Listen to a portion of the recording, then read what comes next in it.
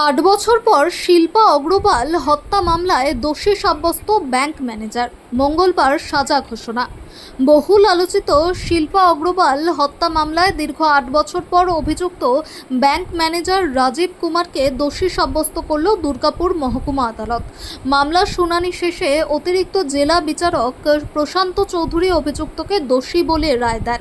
মঙ্গলবার সাজা ঘোষণা করা হবে। 2018 সালের 10ই ফেব্রুয়ারি সকালে দুর্গাপুরের বেনাচিতির রূপালী অ্যাপার্টমেন্টের লিফটের সামনে একটি পরিত্যক্ত সুটকেস পড়ে থাকার খবর পেয়ে ঘটনাস্থলে পৌঁছায় পুলিশ। সুটকেস খুলতেই উদ্ধার হয় এক তরুণীর টুকরো টুকরো করা পচা গলা দেহ। পরে মৃতার পরিচয় জানা যায়। তিনি বাঁকুড়ার মেজিয়ার বাসিন্দা 28 বছর বয়সী শিল্পা অগ্রওয়াল। তিনি স্টেট ব্যাংকের মেজিয়া শাখায় ব্যাংক বন্ধু হিসেবে কর্মরত ছিলেন।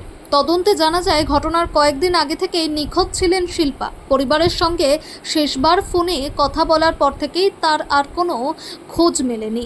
তদন্তের সূত্র ধরে একই শাখার তৎকালীন ম্যানেজার রাজীব কুমারকে জিজ্ঞাসাবাদ করা হয়। পরে তাকে গ্রেফতার করে পুলিশ। অভিযোগ, শিল্পাকে খুন করার পর তার দেহ টুকরো টুকরো করে একটি সুটকেসে ভরে ফ্ল্যাট থেকে সরিয়ে ফেলার চেষ্টা করা হয়েছিল। তদন্ত চলাকালীন ফরেনসিক রিপোর্ট, সাক্ষীদের বয়ান এবং একাধিক পরিস্থিতিগত প্রমাণ সংগ্রহ করে আদালতে পেশ করা হয়। মামলায় মোট 18 জন সাক্ষীর সাক্ষ্য গ্রহণ করা হয়।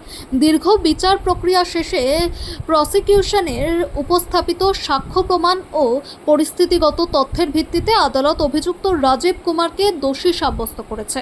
এখন সকলের নজর মঙ্গলবারের সাজা ঘোষণার দিকে।